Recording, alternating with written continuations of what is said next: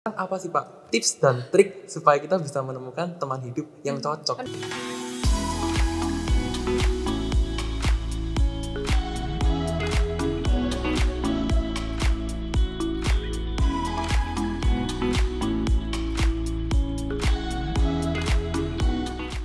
Pertama, lawan jenis. Itu zaman sekarang harus ditegakkan ya Pak.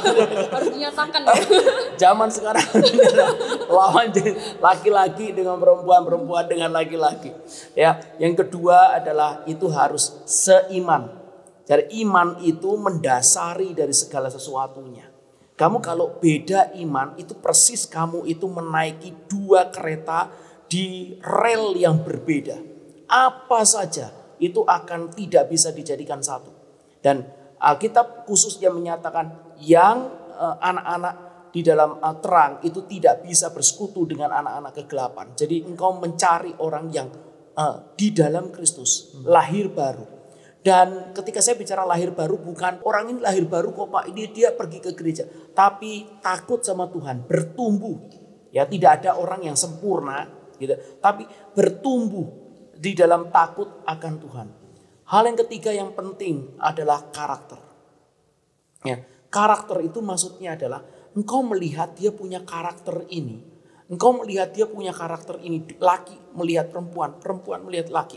Apakah ini cocok atau tidak? Atau apakah aku bisa mengasihi orang seperti ini dengan karakter seperti ini? Nah, saya dengar banyak cerita, entah membaca, entah mendengar sendiri, atau menghadapi sendiri. Itu banyak orang itu yang akhirnya itu tidak bisa meneruskan pernikahannya. Padahal dia anak Tuhan sungguh-sungguh, dua-duanya anak Tuhan.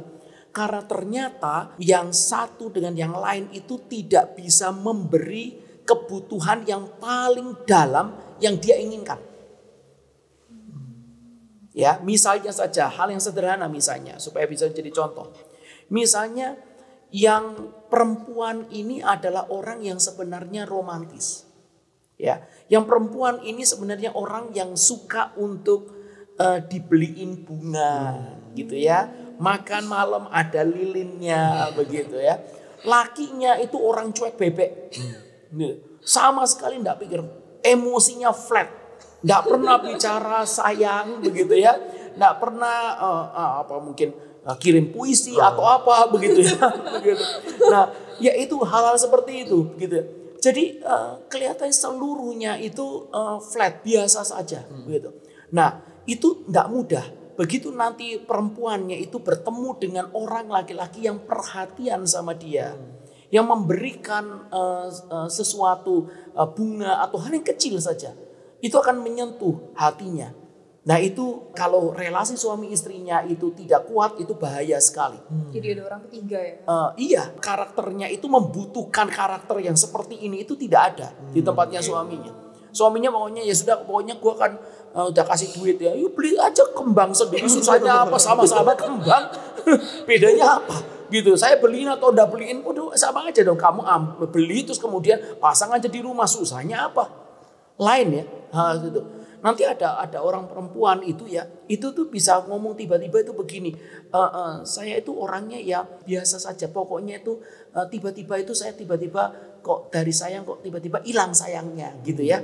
Nanti terus kemudian berapa minggu lagi kemudian mulai sayang lagi terus kemudian hilang sayangnya begitu. Jadi ini tiba-tiba tidak stabil begitu ya. Padahal laki-lakinya itu membutuhkan orang yang bisa terus stabil mengasihi dia dan dia juga mengasihi perempuannya dengan stabil. Nah ini ya, ini karakter. Sepanjang kedua belah pihak karakternya tahu dan bisa saling menerima, ya itu akan menjadi sesuatu modal yang baik sekali di depan. Tentunya kalau sudah bicara mengenai cerai atau tidak ada di dalam anugerah Tuhan juga. Balik lagi adalah pertama lawan jenis. Ya. Paling penting ya. Yang kedua adalah orang yang bertumbuh di dalam Kristus. Ya, tetapi tidak berarti ini semuanya orang bertumbuh berarti siapa aja boleh saya nikahin begitu ya. Kamu lihat baik-baik karakternya. Kamu lihat hal-hal yang engkau suka atau tidak dengan dealing dengan orang-orang seperti ini. Nah, ya apakah itu seturut dengan apa yang engkau perlukan? Jadi itu 3 tuh. Nah, kita harus Iya. catat nih. Iya. Mulai Ingat dari di sekarang. kepala. Ingat, catat, iya, masukkan dalam hati. Iya, buat dan, diingat ya. dan didoakan. gitu Iya, ya. luar biasa. Ya, saya mesti menekankan itu. Kebanyakan dulu ya saya berpikir adalah yang paling penting itu adalah orang di dalam Tuhan, begitu ya. Memang itu adalah segala-galanya. Even bahkan nanti kalau karakternya pun ternyata engkau tanda kutip, wah saya salah ya, kok nikah sama orang itu ini sebenarnya saya enggak, sebenarnya yang saya perlukan tidak ada pada orang itu. Uniknya kalau dia mau taat kepada Tuhan itu di dalam Kristus itu Tuhan memberikan kasih karunia lebih daripada kita punya kesalahan. Tetapi di tempat yang lain dengan berlangsungnya waktu, maka kita melihat kita mesti menegaskan beberapa pengajaran. Misalnya tadi adalah bicara berkenaan dengan harus lawan jenis misalnya. Dulu tidak pernah kita bicara seminar tentang hal ini gitu ya. Dan sekarang lihat daripada keadaan-keadaan seperti ini, engkau lihat apakah apa yang engkau sendiri perlukan di dalam karakter kamu itu ada di dalam pasanganmu. Penting ya. Iya.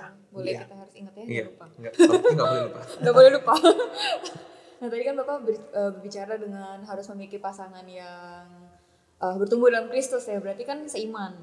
Iya. Tapi gimana nih Pak, kan ada orang-orang yang mungkin berargumen adalah nggak apa-apa lah beda agama gitu kan, apa ya, kan Kristus bilang nih, amanat agung ya bilang. Jadi kan semua bangsa muridku. Nah ini kan kalau misalnya kayak kita apa ya, pacarin orangnya sekalian menginjili terus dia bisa kenal Kristus, kan itu kayak sekali dayung 2-3 pulau terlampaui gitu kan. Nah ini jadi gimana nih Pak? Nah itu sendiri secara motivasi bagi saya pribadi saya mengatakan itu tidak benar. Itu bahkan bahkan bicara berkenaan dengan adanya kejahatan di dalam motivasi seperti itu, tidak tulus dan semuanya. Tetapi hal yang kedua, orang yang berbeda di dalam iman. Jangankan cerita itu. Orang yang berbeda di dalam gereja dan dia tidak mau pindah gereja di salah satu pasangannya.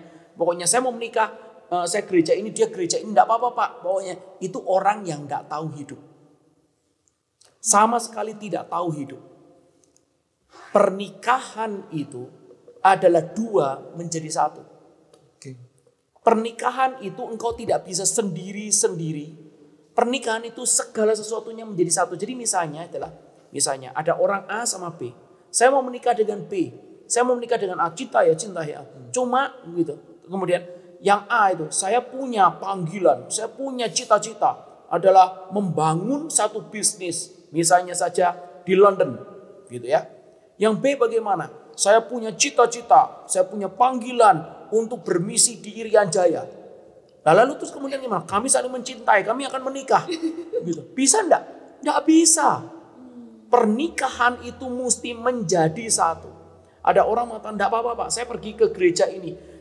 Saya punya istri pergi ke gereja sana. Saya katakan coba kamu pikir sebelum kamu menikah. Kamu bisa hidup enggak nanti dengan seperti ini? Kamu pergi ke gereja, kamu lihat orang di depan gereja, di depan daripada bangkumu. Ada suami, istri, anak-anak. Dengar khotbah hamba Tuhan. Lalu kemudian setelah itu selesai, pulang. Mereka pergi makan sama-sama. Pergi mungkin ke park sama-sama.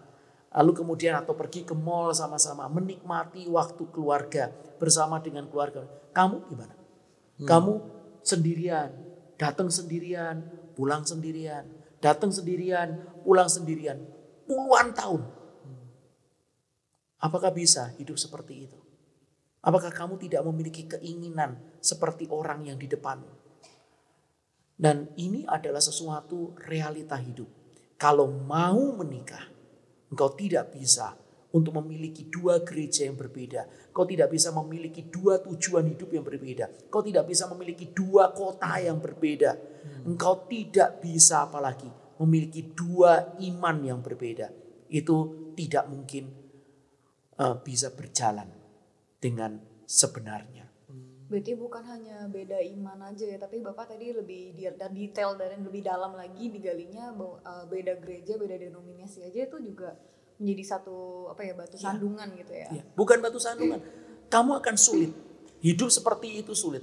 Ya mungkin kalau kamu mau paksakan bisa, tetap maksudnya bisa seperti itu, tapi akan penuh dengan air mata. Ya.